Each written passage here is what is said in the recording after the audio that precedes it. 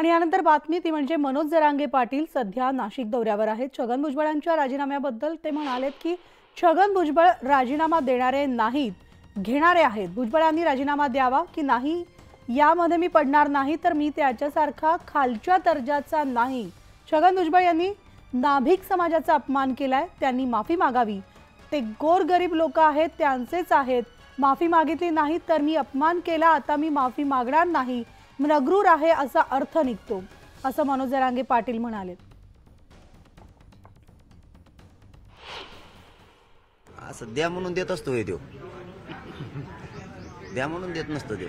ते आणखीन घ्यायला बसलाय पण देणार नाही। त्याने ते द्यावं ना द्यावं हा माझा मुद्दा नाही आणि मी त्यात पडणार सुद्धा नाही। मी इतक्या त्याच्यासारखा खालच्या दर्जाला खालच्या विचारात जात नाही।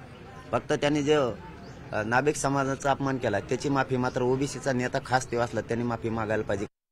आम्हाला मंडल कमिशन चॅलेंज करायचं नाही, आम्हाला गोरगरिबांच्या अन्नात माती नाही घालायची। पण गोरगरीब ओबीसी बांधवांना त्याला एकदा समजून सांगावं की तू नाटकं करू नको, राजकारणासाठी राजकीय फायद्यासाठी तो गोरगरिबांचा वाटोळ करू नको। कारण या तीनदा झालेला आता चौथ्यांदा जर असं झालं तर आमचा नाविलाज आहे, मग आम्हाला मंडल कमिशन चॅलेंज करावा लागणार आहे। नाभिक समाजाचा अपमान केला त्याची माफी मात्र ओबीसीचा नेता खास तेव्हा असला त्यांनी माफी मागायला पाहिजे, कारण ते सुद्धा गोरगरीब आहेत आणि त्याचेच आहेत।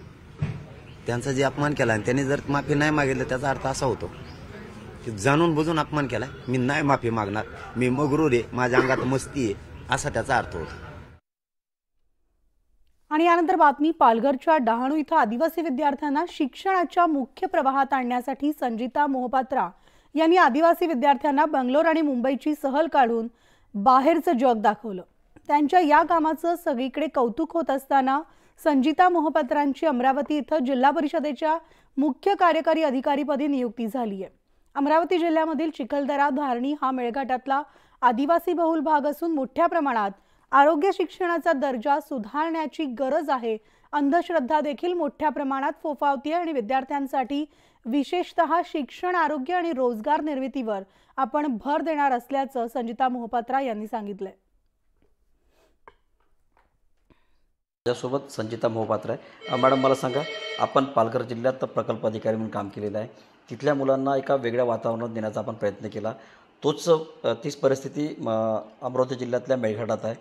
आपण कशा पद्धतीने मेळघाटला पाहता आणि पालघरमध्ये नेमकं आपण कशा पद्धतीने पॉझिटिव्ह काम केलं? पालघरला माझा नियुक्ती प्रकल्प अधिकारी ITDP डहाणूमध्ये होता, तर तिथे मला फक्त 15च महिने झालं होतं। तर त्यामध्ये माझ्याकडे अराउंड 50 आश्रमशाळा होते, ज्यामध्ये मुलांच्यासाठी आपण वेगवेगळे उपक्रम राबवले आणि मुलांना कसं चांगल्या प्रकारे आमचा फोकस होता क्वालिटी